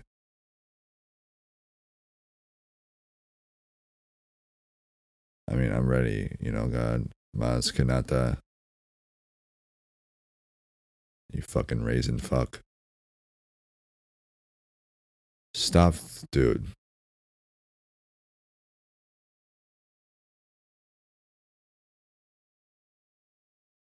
Raisin fuck. Give Luke his lightsaber back. He's still alive.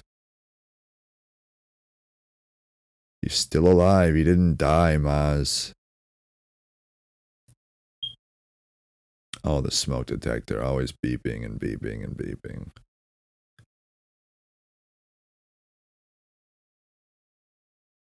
I have a bit of a trust issue with everything in this world. Even God and Jesus to a certain extent, but it's all for good, ladies and gentlemen. You understand? It's just when you see heaven in the light and from a thing like that, and you try to meditate to get back to something like that, it's just not the same as the light, seeing the light. You know what I mean? It's not. I wish it was.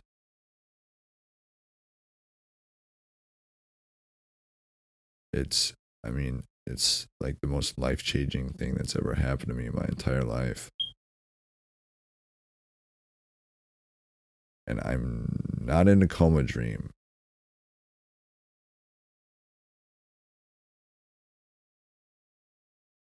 So it ain't that.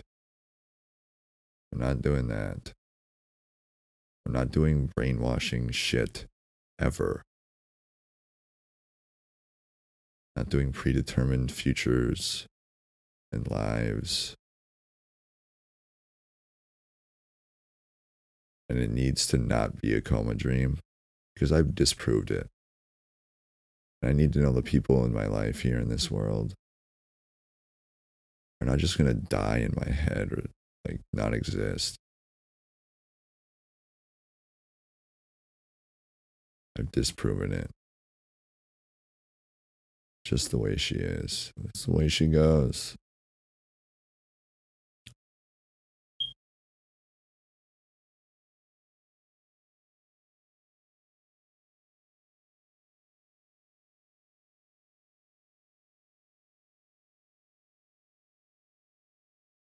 Bullshit. Don't talk. We'll see who's right and correct.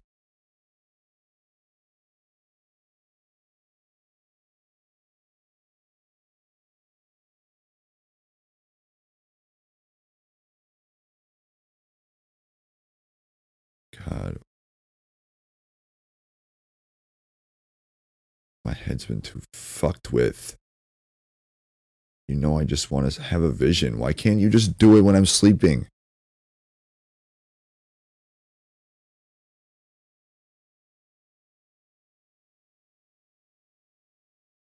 Not a goddamn thing has gone right in this world. Why would I think it's going to go right there when it's not the light?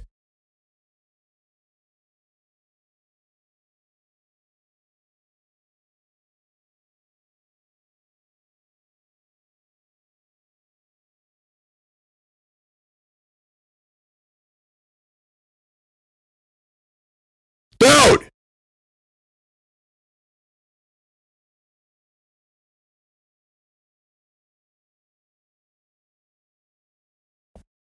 It's not the light, God. You can see why I'm a bit upset when not a thing has gone right for my family or the brainwashing or anything.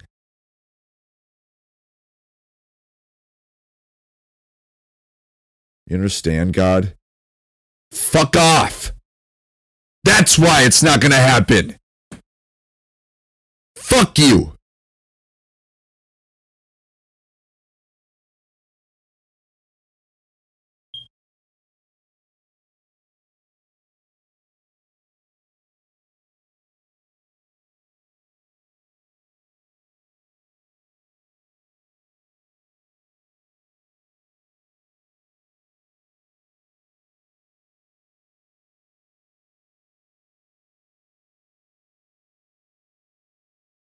And God, I know you understand why that is. I don't know why you keep fucking with me and doing this, man. It's not funny. Think about that shit, is not funny.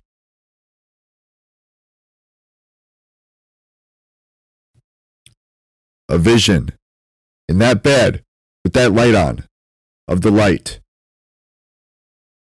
That's what it should be. Not this. Not this fake simulation meditation shit. I'm not doing it.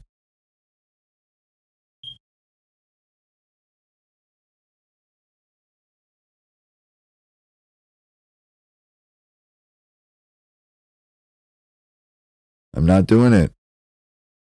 You know why I need that, God and Jesus. So until then, go help other people who really need it.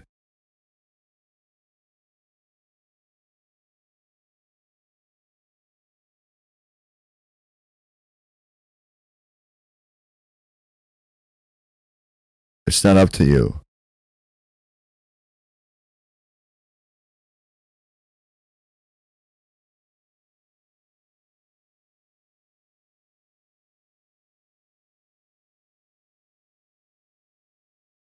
Yep, you know why I need it, God.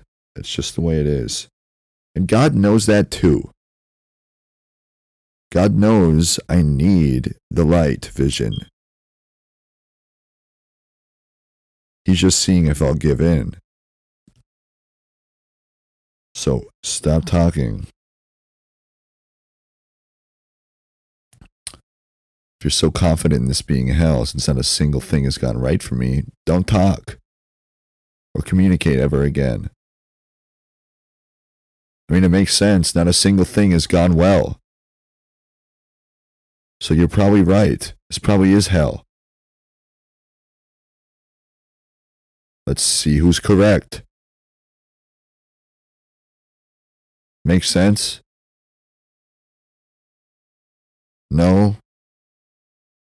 Let's see who's correct. No, for real.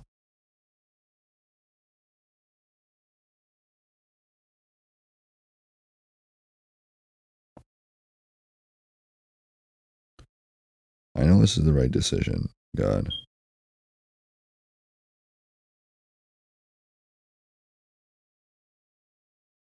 Anyways,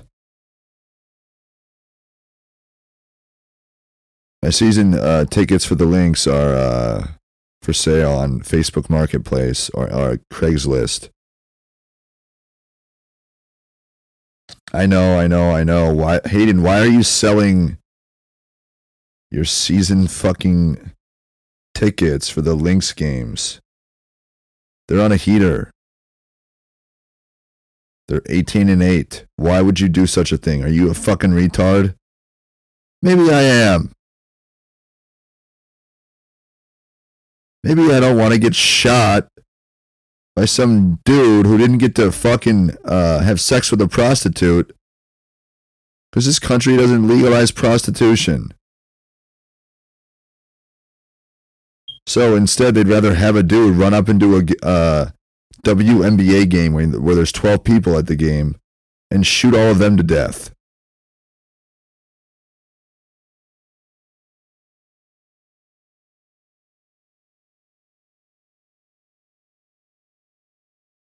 That's what we'd rather do in this country.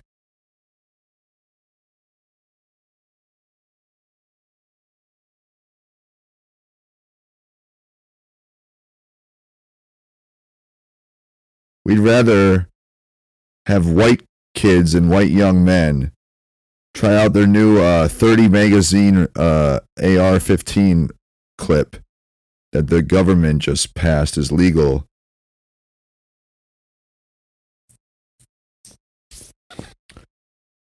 Then let the kid or the young man get his rocks off from some fucking whore who's got no STDs. She's on birth control. She's not going to get raped or kidnapped or murdered by the guy because it's an illegal prostitution deal. And he's not going to get any STDs or she's not going to have to get an abortion None of it makes sense. Huh. You're just starting to realize this, folks? I get it. Prostitution is dirty. And people don't, especially Christian people. Hayden, you're a Christian. What the hell? I honestly don't think God really cares that much about, the having sex with outside of marriage thing. I think he cares more about killing babies, spreading STDs, violence, rape, murder. I think he cares more about those things than having sex outside of marriage.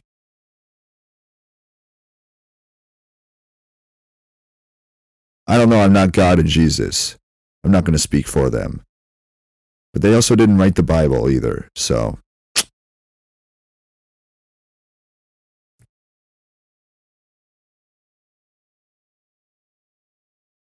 I mean, when you think about it like that, folks, what the hell is wrong with your head to make you think, oh my God, sex outside of marriage with a prostitute? Yeah, a woman's got to make a living, dude. And the government federally mandates it. Like they make sure the woman gets tested every week if she, she's on birth control. I don't know how God feels about that. What's wrong with having sex and not like forcing yourself to have a kid every time you have sex?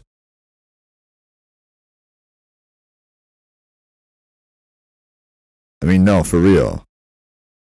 Yeah, I get it. You plop out a fucking like alien looking thing 9 months later, so not every time you have sex. I heard pregnant sex is actually good. It actually feels good. It can fuck up the baby though.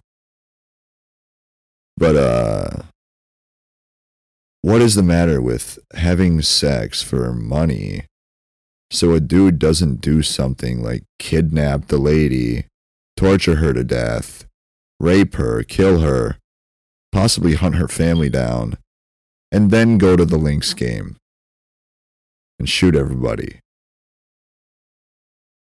You think God cares about sex outside of marriage after that? Happens a few times, even once. We have to weigh the pros and the cons in these kinds of situations, ladies and gentlemen. You have to kind of like think a little bit.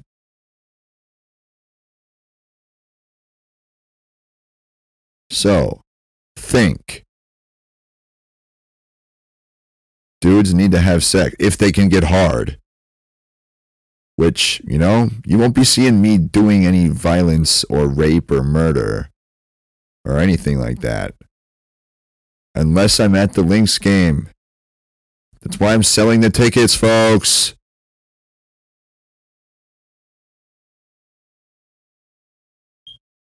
I'm not trying to be one of the victims in the fucking nosebleeds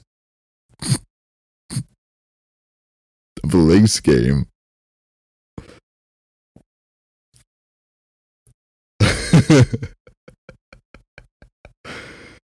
Who's literally like got his whole family there with they're the only ones in the nosebleeds because nobody buys nosebleed seats because there's so many seats available at the lower. You could buy nosebleed seats and sit courtside.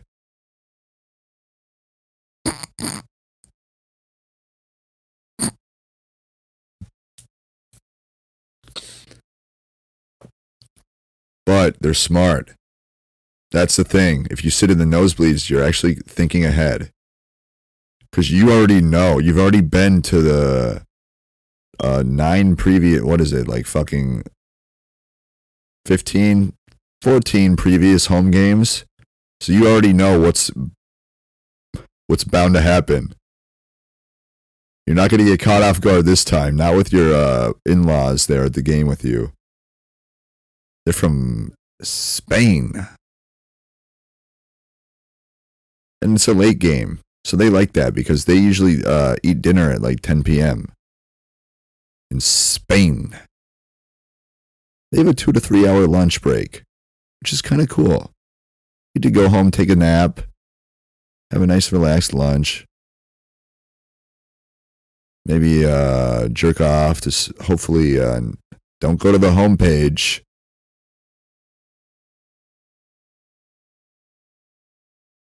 Don't go to the homepage.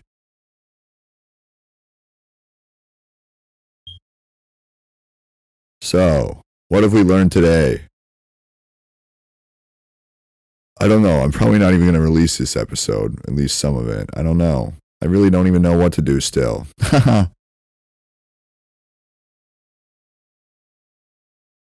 was all a joke. My life's a joke. It's all funny and bits and jokes.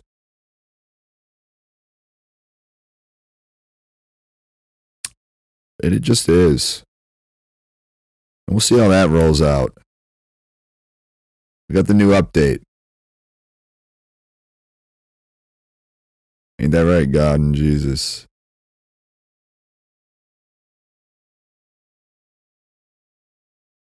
Normalcy is the new update. Normal C. Normal, yes. C is yes in Morse code. Morse code.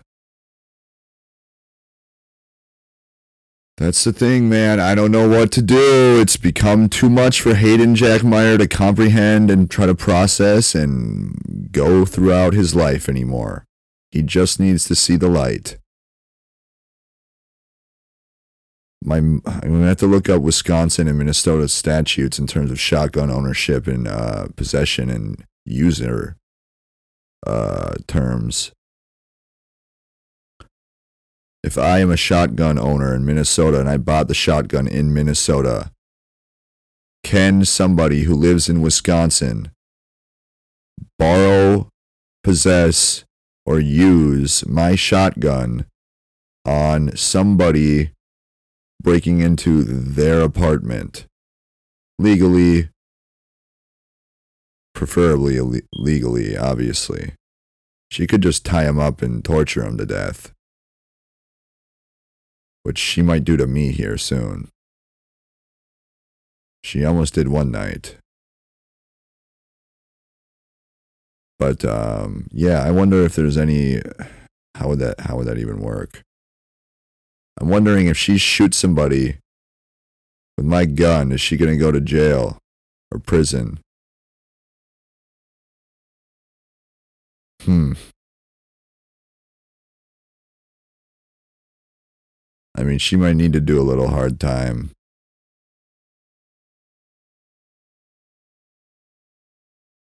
She might need to do a little hard time in the pen.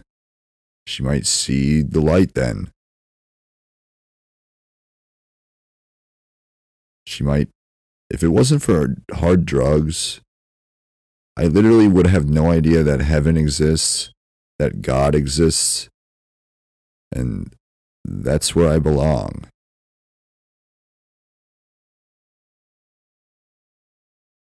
So, no, I ain't getting clean in this life, you fucking idiots.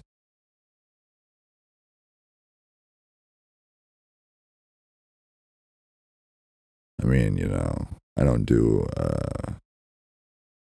certain drugs anymore. But if I hadn't gotten arrested that one night almost a fucking year ago,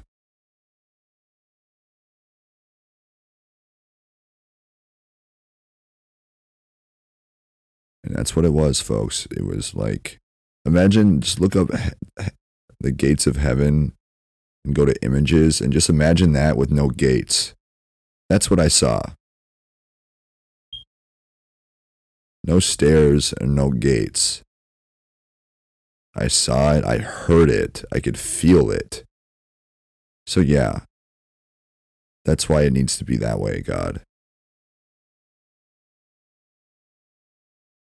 I'm not going to go that way with the fake simulation meditation shit. I'm sorry, I just won't. I'm standing up for myself.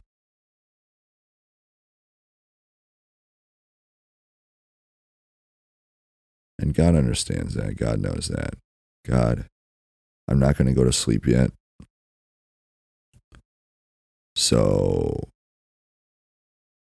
I'm not trying to be like a condescending asshole. I'm being genuinely like caring and honest. Go help the people that really need assistance right now, that are on the verge of making a mistake, that are lost and confused. You know, and when I'm sleeping, I trust and have faith that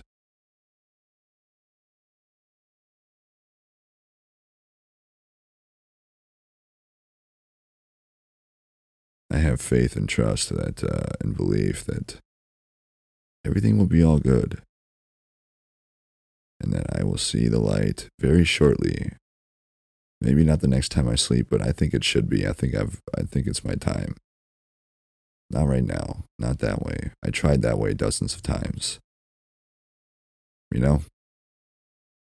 I did. I tried it many, many, many, many, many, many, many, many times. Like a lot. And I've had enough. I'm at the point where I might drive to the bridge. Because God only gives us as much as we can endure. And how much can Hayden Meyer endure and handle and take until his mental, spiritual, psychological, financial, social, sensual, physical, sexual, all the O's, until all of those have reached the breaking point to where he can't handle it anymore, he can't take it. But he knows it's purgatory. So he knows if he kills himself, he might go to hell, even though God has set up a really neat way for him to not go to hell, even if he blows his brain matter all over the ceiling. Because that's how dope God is. So, but, you know, being who I am as a person, I worry about things like that, obviously. I don't want to go to hell.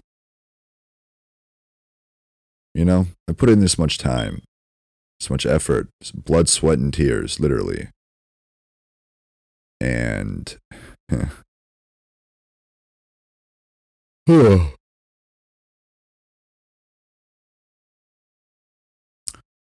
and I think to myself, well, the most that I know that I would be able to handle would be if I don't want to die, but I'm going to kill myself. Even though I know I'm in purgatory and I might even go to hell for doing so. That's how shitty my life is. That's how much I want it to be over. I just want to jump off a bridge. And that's when God would step in and say, nope. Right before you hit the pavement, you wake up in eternal heaven. It's kind of sick and twisted, but it's kind of fitting. Because that would be the most that I would be able to handle. I wouldn't be able to handle any more at that point. Jumping off a bridge when I don't want to die, when I know this is purgatory and I'm, you know, in the Bible it says if you commit suicide, you go to hell. So I would, you know, it's like a 50-50 coin flip. Because, not really though, because I have faith in God, but based off of teachings and readings, that's the way it is. So that would be all Hayden could handle. And somehow I got distracted the last few months, but that was to help people.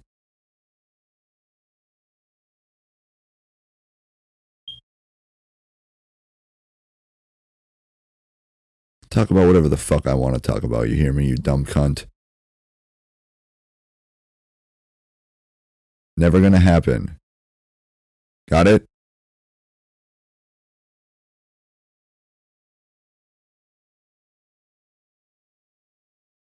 No buts. Go fuck yourself.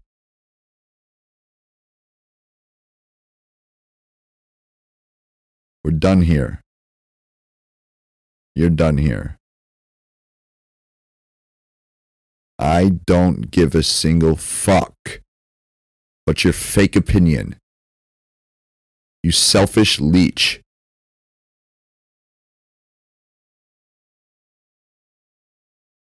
That's what you all are. Selfish leeches.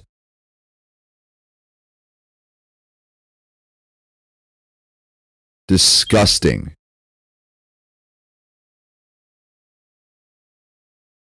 But to keep talking, I'll get there sooner.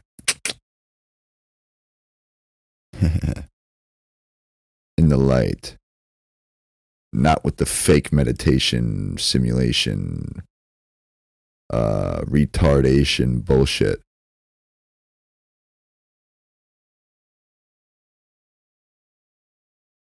Never gonna happen. It's all bullshit. Did you forget that? I didn't. Got it? Good. Time to like get it, what's the word I'm looking for? Indefinitely.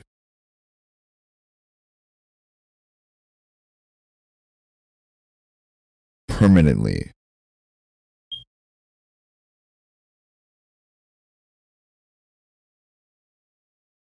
Good. You think I give a fuck about your fake ass opinion? Leeching off of my brain functionality?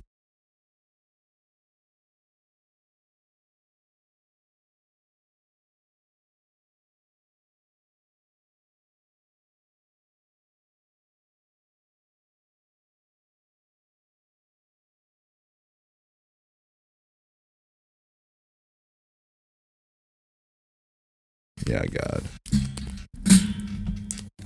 I know that. It's connected to them. I don't want anything to do with those fake nothings. Ever.